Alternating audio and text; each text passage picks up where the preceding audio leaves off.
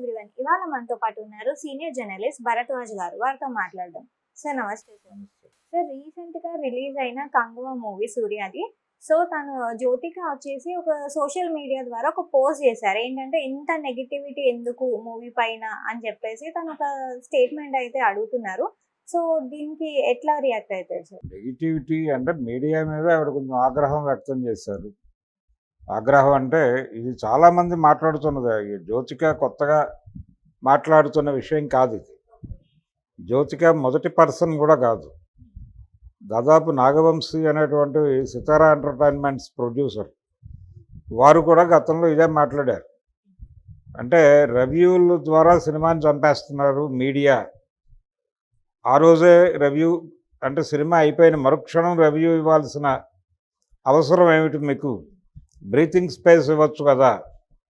అంటే సినిమా మీద విరుచుకుపడిపోతున్నారు. సినిమా గురించి ఉన్నవి లేనివి ప్రజల్లో లేనిపోయిన అభిప్రాయాలు కలిగించి వాళ్ళని సినిమాకి రాకుండా అడ్డుకుంటున్నారు మీరు అని రివ్యూవర్స్ మీద ఆయన మాట్లాడాడు. దాదాపు అదే సెన్స్ ఆవిడది కూడా. మీడియా మీద నాకున్న గౌరవం పోయింది అంది ఆవిడ. రెస్పెక్ట్ పోయింది. కాబట్టి మీడియా కిల్ చేసింది ఒక రకంగా మా సినిమాని, కంగువాని అంది ఆవిడ.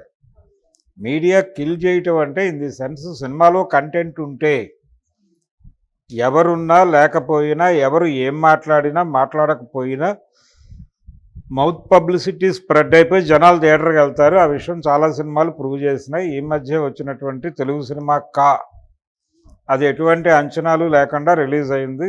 రిలీజ్ అయిన తర్వాత పబ్లిక్ కనెక్ట్ అయ్యారు సినిమాకి అనేది ఎవరు ఊహించని రీతిలో కనెక్ట్ అయ్యి 2 పెద్ద సినిమాలు ఉన్నాయి దాంతోపాటు. అమరన్ సినిమా పెద్ద బడ్జెట్ సినిమానే, కొంచెం ఎక్స్పెక్టేషన్ ఉన్నటువంటి ఆర్టిస్టులు నటించారు. అది పాన్ ఇండియా లెవెల్ సినిమాగా మొదటి నుంచి రూపొందింది. దాంతోపాటు రెండోది లక్కీ భాస్కర్. ఈ సినిమాల మధ్యలో ఇది రిలీజ్ అయ్యి అతను ఫ్లాపుల్లో ఉన్నాడు. కిరణ్ అబ్బవరం ఫ్లాపుల్లో ఉన్నాడు. ఆ సినిమా మీద ఎవరికీ అంచనాలు లేవు. ఆ టైటిల్ ఏమిటో అర్థం కాలేదు జనాలకి. అయినప్పటికీ సినిమా కనెక్ట్ అయ్యి వెళ్ళిపోయింది. మీ సినిమా కనెక్ట్ అయితే మీ సినిమాకి హెవీ ఓపెనింగ్స్ వచ్చినాయి. హెవీ ఓపెనింగ్స్ వచ్చి అవి నిలబడలేదు. నిలబడకపోవడానికి కారణం ఏమిటి? ఎక్కడ మనం సినిమాని జనాలకి కనెక్ట్ చేయలేకపోయాం అనేది ఆత్మవిమర్శ చేసుకోవాల్సిన సందర్భం.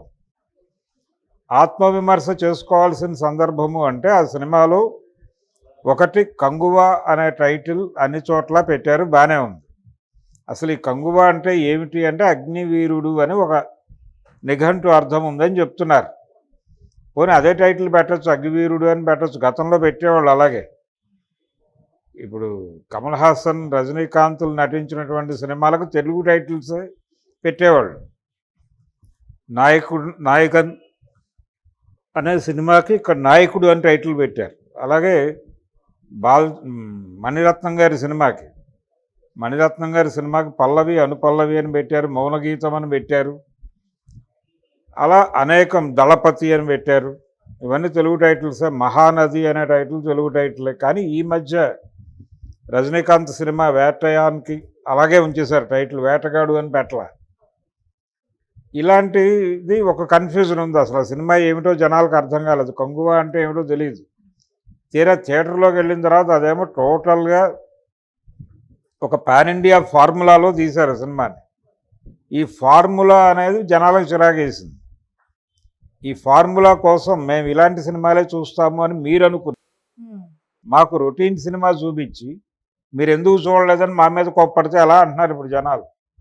అందుకని జ్యోతిక గారు విమర్శించే ముందు, ఇప్పుడు ఆవిడ ఎలాగైతే విమర్శకుల మీద దాడి చేశారో, ఆవిడే కాదు, రివ్యూస్ వలన సినిమాలు చనిపోతున్నాయని మాట్లాడే వాళ్ళందరూ కూడా తమ కంటెంట్లో ఉన్నటువంటి జెన్యూనిటీ ఏమిటి, జనాలు నిరాదరించడానికి అవకాశం ఉన్న సినిమా తీసామా లేకపోతే కావాలని కిల్ అయిపోయిందా సినిమా అనేది చెక్ చేసుకోవాలి. కొన్ని సందర్భాల్లో రివ్యూలు ప్రభావం లేకపోయినా కానీ మంచి సినిమాకి కూడా రివ్యూలు అద్భుతంగా ఉంది సినిమా అని రాసిన జనం వెళ్ళని సినిమాలు కూడా అనేక ఉన్నాయి. ఉదాహరణకి కె విశ్వనాథ్ గారు డైరెక్ట్ చేసినటువంటి సప్తపది సినిమాకి చాలా పాజిటివ్ రివ్యూస్ వచ్చినాయి. కానీ ఆయనే డైరెక్ట్ చేసినటువంటి శంకరాభరణం సినిమాతో పోలిస్తే ఆ రేంజ్ వసూళ్లు రాలేదు ఆ సినిమాకి. చాలా సినిమాలు శుభోదయం ఇవన్నీ అలాగే కనిపిస్తాయి. కాబట్టి రివ్యూస్ బాగుంటే కలెక్షన్స్ బాగున్నాయి అనుకోవడానికి లేదు. రివ్యూస్ బాగుండి ఫ్లాప్ అయిన సినిమాలు ఉన్నాయి, రివ్యూస్ బాలేదు అని రాసిన హిట్ అయిన సినిమాలు కూడా ఉన్నాయి. ఎన్టీ రామారావు గారు చివరి రోజుల్లో నటించిన, అంటే పర్టికులర్గా 75 నుంచి ఆయన నటించిన అనేక సినిమాలు దేనికి కూడా పాజిటివ్ రివ్యూస్ రాల. కానీ థియేటర్ల దగ్గర విపరీతమైన వసూళ్ళు వచ్చేవి. ఆయన సూపర్ హిట్లు అయినటువంటి డ్రైవర్ రాముడికి కానీ, వేటగాడికి కానీ, ఈవెన్ అడవి రాముడికి కానీ పాజిటివ్ రివ్యూస్ ఏం లేవు. ఎదురులేని మనిషికి వేటికి పాజిటివ్ రివ్యూస్ ఏం లేవు. పైగా ఆయన ఆ ఏజ్లో ఆ డ్యాన్సులు ఏమిటి, ఆ గోల ఏమిటి అనే పద్ధతిలోనే రాసేవాళ్ళు. పైగా ఆయన అద్భుతమైన క్యారెక్టర్లు చేసిన నటుడు ఇలాంటి సినిమాలు చేస్తున్నాడు ఏమిటి అనే చిరాకు కూడా ప్రదర్శించినప్పటికీ జనాలు వెళ్ళేవాళ్ళు. జనాలకి కనెక్ట్ అయ్యే అంశం ఏదో ఉంది, దానిలో ఉంది కాబట్టి ఇవేవి పట్టించుకునేవాళ్ళు కాదు. ఆయన 60 సంవత్సరాల వయసులో 16 ఏళ్ళ అమ్మాయి పక్కన డ్యాన్స్ చేయటం ఏమిటి అని చెప్పినా రాసినా జనం వెళ్ళి చూశారు, డబ్బులేసి వచ్చారు ఆ పాటలకి. కాబట్టి రివ్యూలు సినిమాలను చంపేస్తాయి అనేది ఒక భ్రమ. కంటెంట్ నిజాయితీగా ఉందా, కంటెంట్ నిజంగానే జనాలకి కనెక్ట్ అయ్యేదిగా ఉందా లేదా అన్నది ఒక్కటే పాయింట్. కనెక్ట్ అయ్యే సబ్జెక్టుని ఎవరూ ఆపలేరు. ఆ మధ్య దిల్ రాజు గారు ఒక సినిమా రిలీజ్ చేశారు. ఆ సినిమా అది పెద్ద హిట్ అవుతుందని ఆయన, అది జనాలకు కనెక్ట్ అవుతుందని ఆయనే అనుకోలేదు. ఆయన 2 వారాలకి ఓటీటీకి అగ్రిమెంట్ చేసుకున్నారు. విచిత్రంగా ఆ సినిమా సక్సెస్ అయిపోయి థియేటర్లో ఓటీటీలోకి వెళ్ళాక కూడా థియేటర్లో స్ట్రాంగ్గా నిలబడింది.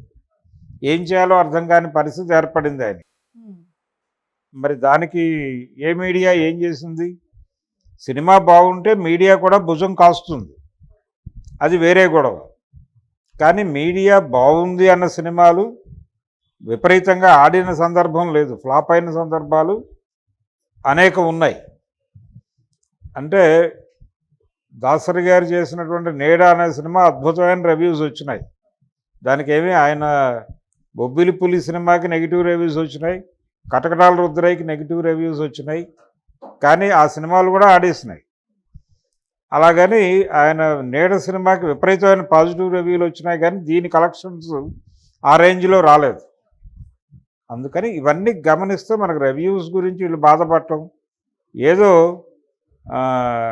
సామెత చెప్పినట్టు తయారైంది. అంటే వంకలైనమ్మ డొంక పట్టుకుని తిరిగినట్టుగా అని ఒక పాత సామెత ఉంది, అలా తయారైంది పరిస్థితి. అందుకని ఇవన్నీ ఏదో వంక కోసం చెప్తోంది ఆవిడ.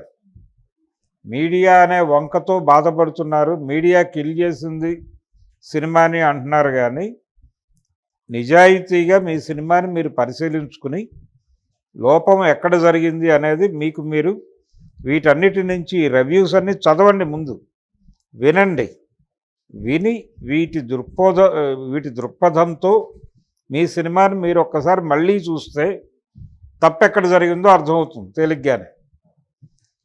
ప్రధానమైన